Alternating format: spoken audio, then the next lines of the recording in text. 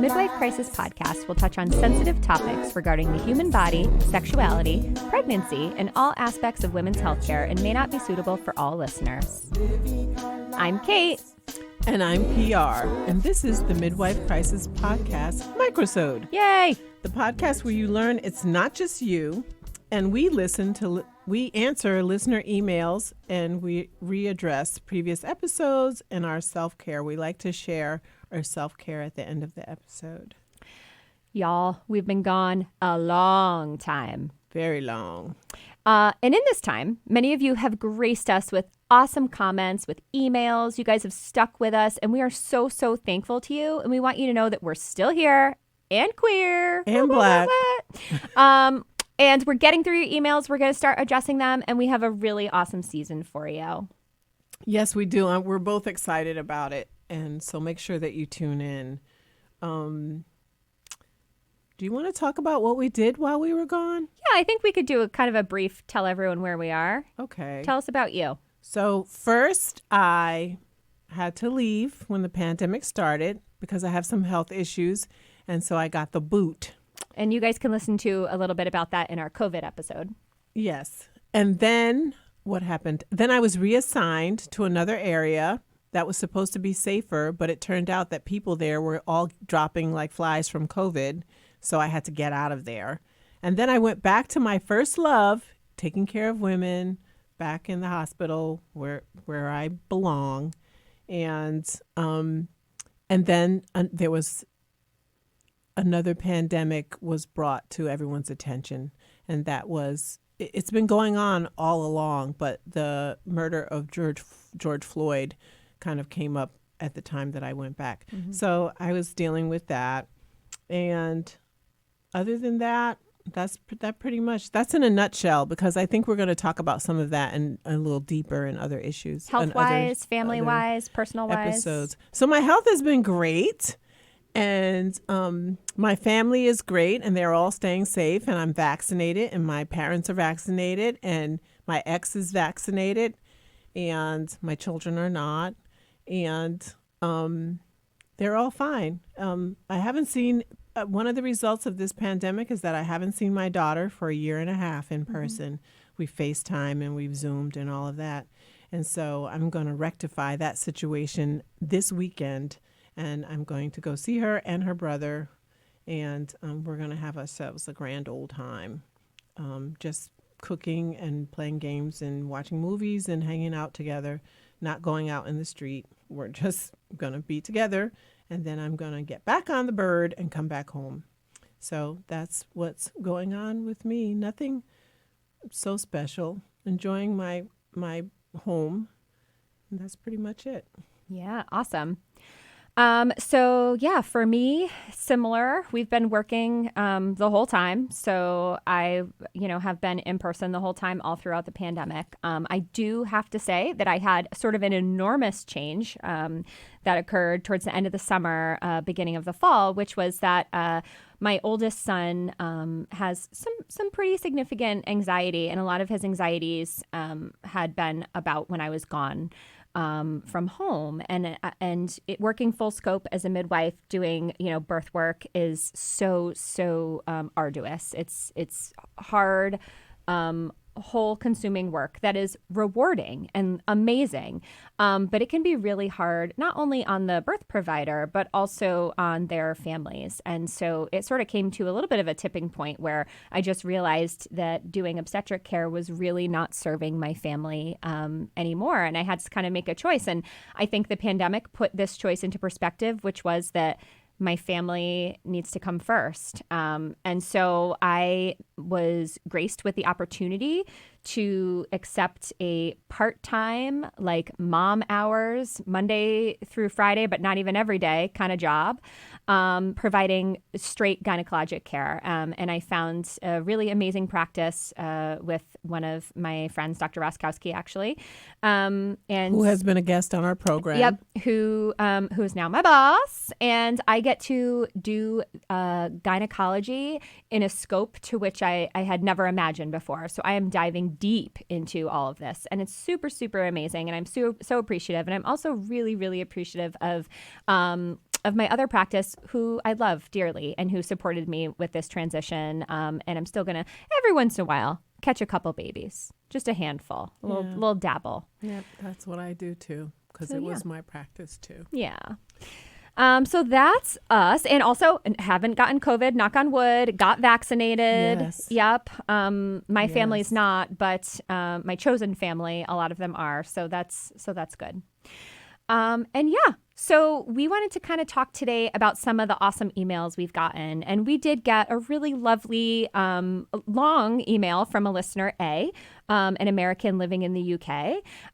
They told us their story of helping their friends with reproductive health and things when they were growing up, and then how that evolved as an adult into their supported and lovely midwife birth and their journey into nursing and maybe eventually becoming a midwife. And A wrote to us, I started nursing school, and next year I'll spend some time shadowing a midwife in an OB clinic. I love everything I'm learning, but I'm so afraid of switching careers when I have such a secure and reliable job already. School has really affected my marriage. I'm only in my first year of nursing school and everything's already falling apart. I would love any advice you have for aspiring midwives coming from a completely different career. And PR, I would like to learn a little bit more about your divorce, and if your life as a midwife played a part and if you're comfortable sharing. Also, how did you handle splitting the time with your children after? So, a couple of questions here. So that actually I could briefly talk about advice about switching a career, because midwifery is my second career, and I did something else for 10 years before this worked in finance. And if being a midwife played a part in my divorce, and I'd be happy to address that too, and handling the children's stuff. So first, for switching the career, I think I have, if you listen to all the episodes, I've talked about how I was called to do this and the events in my life that kind of led me to taking care of women and that kind of thing. And I was miserable in my other work. So I think that it's really important that the work that you do, it doesn't feel so much like work. It is hard work. It is arduous, but it just doesn't feel like drudgery if it's something that you want to be doing. So I don't regret ever switching careers, even though by now I would be making a lot more money if I stayed where I was.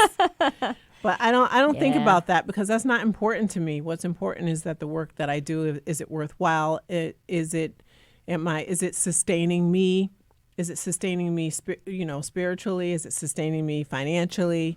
And the answer to both of those are yes. And I live a comfortable life, and that's fine. Everybody doesn't have to make, $250,000 a year. And we've talked about this. If you're going into being a midwife for the money, it's not the right job for you. Yeah, that's not what you want to be doing. You should not bother.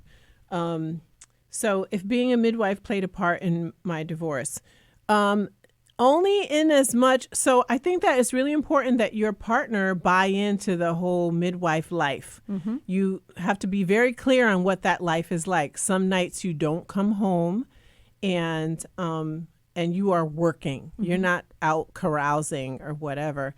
And that means that person's going to have to hold it down mm-hmm. at home. And if you have children, they're going to have to hold it down with the children and take care of them and provide what they need and that kind of thing. And I think it played a part in my divorce in as much as our children grew up, and then idle hands are the devil's workshop. They always told us in Catholic school. And so if you are have free time and no one to spend it with and nothing to do, then you fill your free time with other things, and that drives a wedge in the relationship. I always tell people that my divorce, our marriage was successful, I feel. We lifted one another up. We completed graduate school, both of us. We got ourselves into good careers. We raised a family, a beautiful family, and they are, also successful in their own right and are educated and living their lives. And so I feel like that was a success. It got to a point where it did kind of run its course. And I'm not convinced that people are meant to be with the same partner their entire lives. Now, maybe they are, and maybe it just wasn't the right person. I don't know. And I'm probably not going to find out because I've decided that marriage is not for me. Relationships, fine. Marriage, not so much. I don't think it's that important. But, We tout a lot about making sure that you have a provider that fits for you.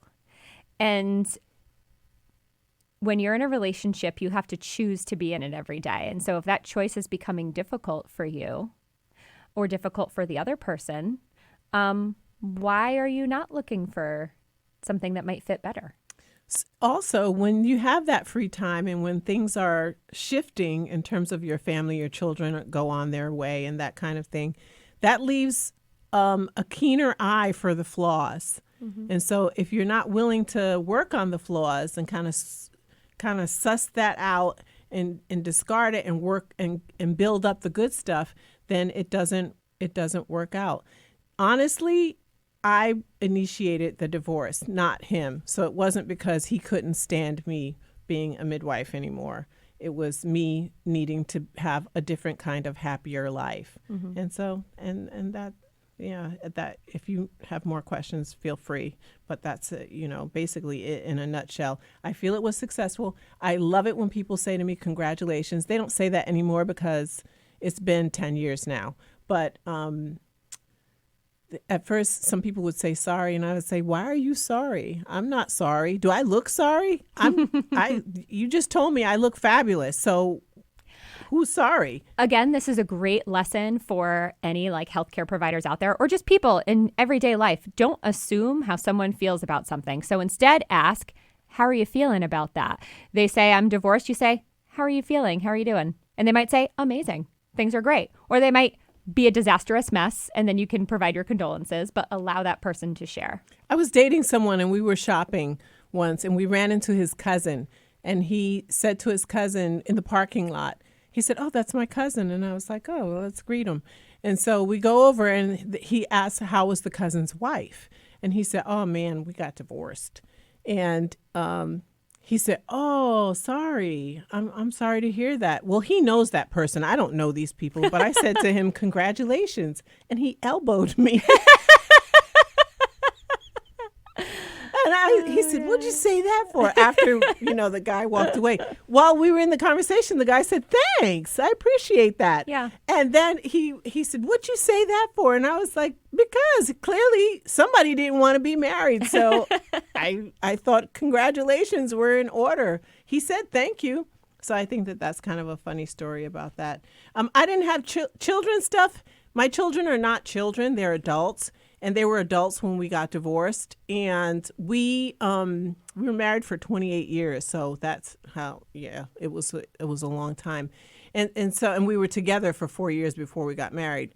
So we made a commitment, not an agreement. I just said, "I'm going to be with them on holidays." And he said, "I'm going to be with them on holidays." And so all of us are together on holidays. Yeah, let me say that they are cool friends that bring each other dinner and hang out and go on vacations together and have really made it successful. Yeah, because like I said, the marriage part ran its course, but we still have so much in common, similar education, similar, political views, perspectives on current events, like the same culture and music and Latin, culture and background and stuff like that. So, it's easy to be friends with someone like that. We are not, intimate partners. We are friends. It's a true friendship. And so, and it has worked out. But, everybody doesn't have that kind of, maturity or whatever. So that's how we handle children's stuff. We go visit the ones who live on opposite coasts. We take turns visiting them. They come back and visit all of us. And we kind of do things together. If I have a big party, he's a musician. He'll bring musician people. They'll play the music. And we just make it work. It's fine. We make it work. Although we are both free we date because we could. We're not married. So you have to be pretty mature to be able to handle all that kind of stuff. You have to have grace. You do. And be gracious. And when children are small, that's a whole different story. And I can't speak to it because I don't know. I don't know how that. I know it's hard. It's very difficult. So as I recently said, I recently made a big job transition, going from something that I knew and loved and was stable, to something unknown and new and uncertain. And it was a really, really difficult decision for me. So I think I have some sort of like recent feedback that I can give you, which is basically I really had to look at it like, what's my top priority? And in talking with so many of my mentors, including PR and others in my community, one piece of feedback that I got back was, you're never going to get this time back with your children, and you don't get a do-over. So if right now the need is your child saying, I need you, then maybe you need to answer that. And putting my decision making with that as the primary decision, with that as the front line, made things really, really clear for me. And then what I did was I honestly made a pro cons list. And for me, dropping down to part time, obviously taking a little bit of a pay cut and having to change my life, not doing OB as much. And I had to kind of like put what's good about this, what's not great about this. And again, I'm really fortunate in that I was able to make that transition with a lot of support and also the ability to do some per diem birth work, which I'm looking forward to doing with the community that supported me and raised me as a midwife, but also with fully embracing my new job, which I got time to reflect on myself and be like, what's missing from my current work? And for me, a big piece of that was really deep diving into each and every patient. When you do comprehensive OBGYN, it's very fast paced. It's very go, go, go, go, go, go, go, go, go. And you're doing a lot of quantity. And it's not to say that there's not a lot of quality there as well. But my new focus is micro focused on each patient, giving each patient everything they need as much as I can provide for them, and giving them time and giving them space. And that's a blessing. It's incredible. And I'm so thankful for it. I'm so thankful to the practice I'm in, for the doctors, the midwife and APRN that I joined, are just lovely. And it's been really lovely. So for me, that was a big risk that I had to take. And I'm not going to lie to you. The first week or two, I was like, what am I doing? Because you build a family in your job. And especially for me, leaving something that I really loved, was a really tough decision. But I saw it as not shutting that door, as sort of, leaving that door ajar a little bit and moving on, but keeping things kind and formal. Again, making sure you're giving a lot of notice, making sure that you're doing anything you can do to make the transition better as you leave. Don't burn bridges. Don't burn bridges, because, especially in the midwifery community, it's a community, and you don't want to mess with that. So I definitely feel like being respectful and approaching it with love and kindness and appreciation is the way to go. And I've been really happy. And guess what? My kiddo is so happy. That's so He's awesome. so happy. That just makes me want to weep. Oh my God. Me too. When I think about the change in him, it's so positive. That says everything. Volumes. It does say everything. And I was one of the people who said to her, the kids will be this way once. You can always get back into full scope if that's what you choose to do. But you're doing good work where you are right now. And I felt like if I had any regrets about becoming a midwife, it was that I wanted a do-over with my children in some instances because I wasn't there when I wanted to be. But I actually talked to them about that as adults, and they said, you don't need a do-over. You did great. When I talked to my friends, you were impressive. And but I just, we all remember our own little flaws and faults.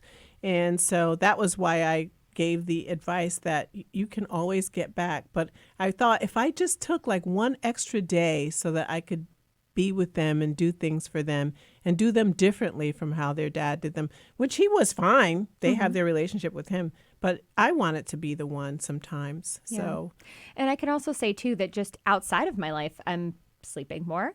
And I've gotten to really focus on myself, which we're going to spend a little bit more time in Self-Care Corner today because we think that right now in the way the world is, we really all need to.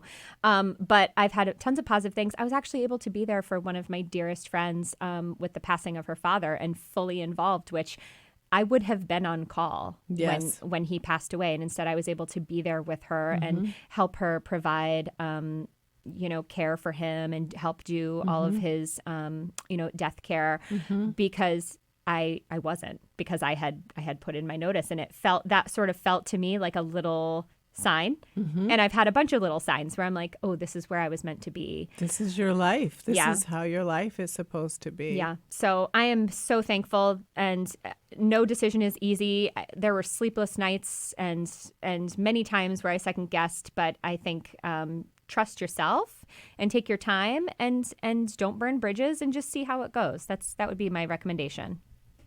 So I think, hopefully that answers your questions. If you were looking for something else, you're welcome to email us again and we will answer because we're back on track now. We're not drifting off like feathers in the wind. I want to talk, we're going to conclude soon, but I want to talk about Self-Care Corner. How have we loved ourselves in the past few months? And normally we say weeks, but at this point it has been... It's months. You guys, it's February next month. I mean, I'm sorry, it's February now. March. It's March next month, which is when all of this madness... A year. It will be a year, started. Yes. It's weird because it feels like March was like 2 months ago, right? So it's like bananas. I think time has passed in a more positive way because we are on the front line. And so I was out of work for a few weeks, but then went back to do something else and then came back to my original place of work. And so time is just going.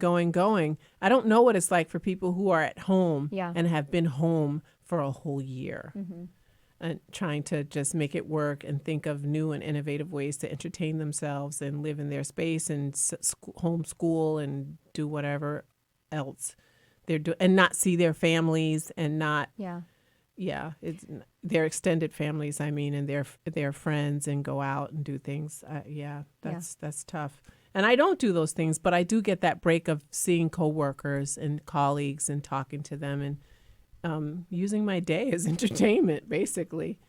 Yeah. So do you want to share how you've been loving yourself? How I've been loving myself. I've been doing, because, we stay home a lot and I have a really nice home, but because I'm always running, it's like it had turned into a junk pile. And I have been doing a Swedish death cleanse. And basically people don't like to talk about it, but I don't mind talking about it. And you can look it up for details, but it's sort of purging your home so that when your loved ones, when you do expire and they come through, they're not going to have to sort through all that hoarding that you were doing and items that they don't want. I told my children I was doing it and they were thrilled. One of them said, good, because we don't want your shit anyway. Yeah. And the other one said, those heavy pieces of furniture that I dragged up the stairs, I'm going to throw them out the window and set a bonfire. And I don't think he'll do that. I said to him, don't do that. You're going to inherit that stuff. But, and I don't know if he will or he won't. And if I'm dead, it won't matter anyways. He can do whatever he pleases with it. But they were thrilled that I was just they weren't going to have the burden on top of mourning me. And I'm not planning to die anytime soon. But what it has done is freed me. I feel freer. I feel my home is organized, more organized. I come home from work and I say, who lives here? This place is fire. This is nice. And it's because I'm just, purging tchotchkes and dust collectors and things that just they're not good for me. And so I'm trying to, and if they're not serving like a purpose and making my life, I just like, it has to go. Some of the stuff I'm gifting even. That's like the Marie Kondo. Does this bring you happiness? Right. And then you... Not quite to her extent, but, is that? Not quite to that extent, but, sorry, I thought I saw something. But anyways, that's what I've been doing for self-care. And also, while I was cleaning my home, I cleaned up my diet and my lifestyle. And so I lost 35 pounds in the process. Whoa. And so that was also, and I feel so much better. And I just don't eat a lot of trash that I entitled myself to eat because it was a pandemic. Drinking and alcohol and eating snacks and all that. And I just thought, who is this benefiting? This is not, don't do that. And so now I feel better. And she looks gorgeous. She's still all curves in all the right places. We love it. By the way, this is not assault. I have verbal clarification from her that I can say that she looks gorgeous, right? I can comment on your body. I don't remember consenting to that. No, she did. She did. Yes, you can. You can comment on my body. And you look thin too. You've been running, no? Yeah. So my self-care in the last year has been hugely focused on also getting healthy. And so I've been running. I became a runner. And also I got a cheap ass bike. It is a Peloton. It is not. But I do all the Peloton workouts in my basement, which if anyone lives in a cold climate, it is cold AF up here. I think actually everywhere right now. It is. But it's really great because in the times when it's not really safe for me to run because of ice and snow and it's just so cold, I've been able to really do that exercise. So I also have had and sustained some weight loss.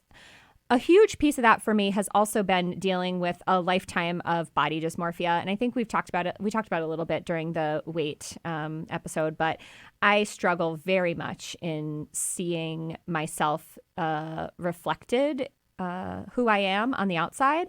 And it's always been something really, really hard for me. And so I'm just trying to live in my body and appreciate my body for all it does for me every single day. And so for me, it's about exercise and health, but the scale, whatever, I need to spend this time loving myself the way I am, because before I know it, my time is limited here. And I don't want to spend all this time thinking, God, I wish I had appreciated what I had and what my body could do. It's so much more than I'm more than a body, but also my body is so much more than just the way it looks. And so, well, the pandemic motivated me too, because I thought, I thankfully never got sick, but I thought to myself, if you get sick because you're exposed to positive people every day, if you get sick and you have these other issues, these other maladies in your pocket, you are going to go down hard, sister. So get yourself in shape, not to get sick, but to try and ward it off. And if it does happen, I will be strong and will not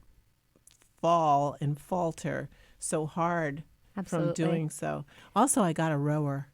Yeah, that's amazing. Because I love kayaking. That's good, because if we ever get in that, what's that movie with Sandra Bullock where everyone's blindfolded? If we ever get in that situation and you have to row us away in a boat, I will be in that boat with you. I can do it. Yes, I remember that. I don't remember it. I'm the worst. I don't remember. I only remember themes. I don't ever remember anyone's name. Too. Like that Ariana Grande song is Seven Rings. Oh, that's right. So, yeah. And we were trying to think of that on another episode, and we couldn't think of it. And that movie, I love that movie. Is it Bird? Something with a bird? I know. I almost said Birdcage, but that's not the movie Birdcage. Yeah, that is with Robin Williams. Movie. Yeah, yes. exactly.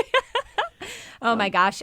So the last thing I just wanted to touch on is the enormous uptake in mental health issues during this pandemic, during this the COVID pandemic, the sort of rise of recognizing social injustice in this country and racial injustice in this country. And all of these things are so enormously heavy and huge. And I just want to be really real with everyone and say that I have had the most crippling anxiety I've ever had in my entire life over the last year. I've had panic attacks for the first time, to the point where I didn't know what was happening. I kept being like, I must have COVID because my heart rate's 120. And, my friends would be like, no, girl, you're freaking out. You're having a panic attack. And so recognizing that and working on that has been another huge piece that I've sort of been faced with and had to face.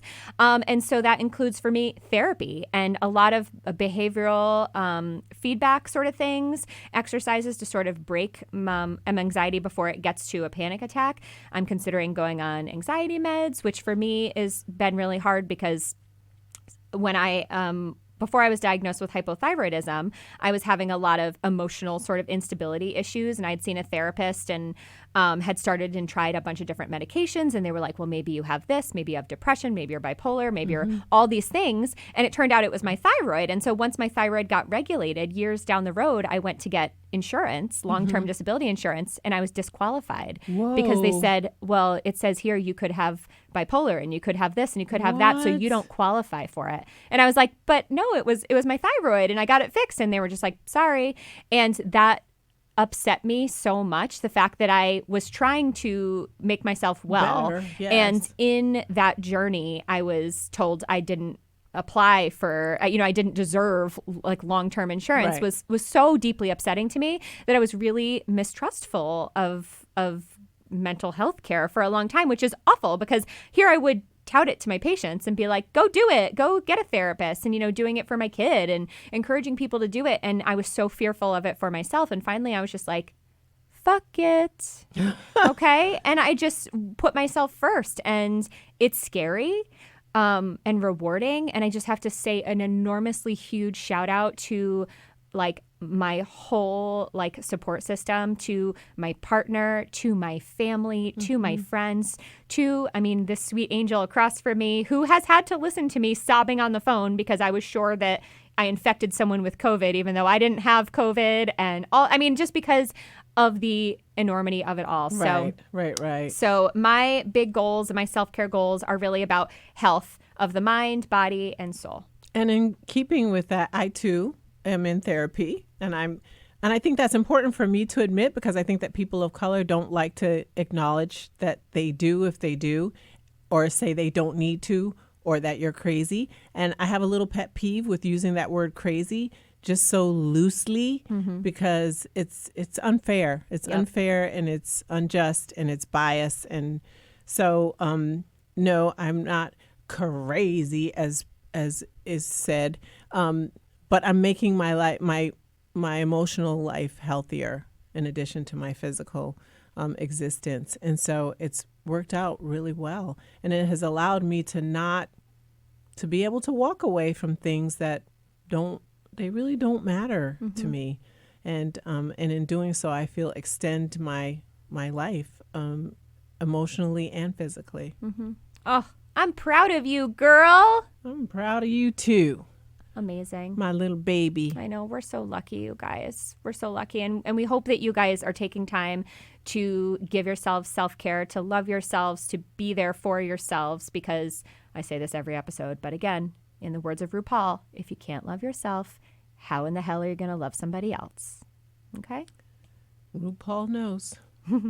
We'd like to thank Baobab Tree Studios, Kenny Blackwell, our friends, family, and all of you who make this podcast possible, because we wouldn't be doing it if you guys weren't tuning in. Yep. And please be sure to subscribe on Spotify, iTunes, Android, iHeartRadio, wherever you listen. Like us and follow us on Facebook and Instagram at the Midwife Crisis Podcast, or email us at midwifecrisisPodcast@gmail.com. And know that if we haven't gotten back to you yet, we are planning on getting back to you. We have episodes in the work where we are going to address a lot of what you guys send us. Please also let us know if you want us to include your name and pronouns, or if not. So we're choosing to sort of not right now. Because we don't have permissions. Which is why we're saying they, because it's sort of the usually generalized term, and also using initials. But if you are cool with it, you want us to share it, we're happy to give you a shout out, because we love you. Include that in the message, and we would love to shout you out as one of our supporters. Yep. Or even our constructive criticizers. Yes, please bring it. Too. Until next time. Do your research, talk with your provider, and then if you can and you want it, go get that vaccine. Bye. Adios. Nurturing life, living